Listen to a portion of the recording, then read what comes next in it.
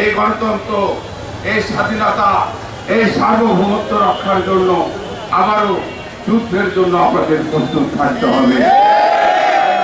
এদেশের সাধারণ মানুষ যে ভোটের অধিকারের জন্য এই 15 বছর আমাদেরকে অপেক্ষা করতে হয়েছে, যে ভোটের জন্য, যে কথা বলার জন্য,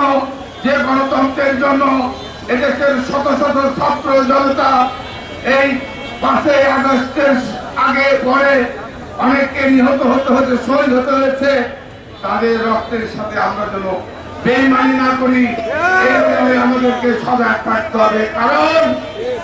এই সংবিধান সংশোধন করবে বাংলাদেশের জনগণ, এই সংবিধান সংশোধন করবে জনগণের প্রতিনিধি, এই 18 কোটি মানুষ যাদেরকে ভোট দিয়ে ওই জাতীয় সংসদ, যে পবিত্র সংসদের জন্য 71 সালের এদেশের 30 লক্ষ মা বোনের রক্তের বিনিময়ে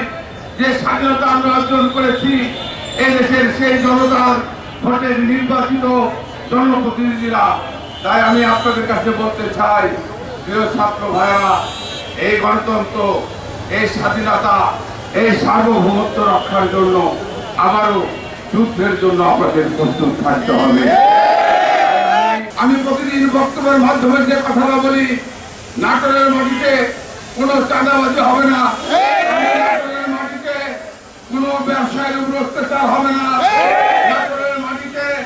কোন রকম সাধারণ মানুষের উপরে নির্যাতন হবে না,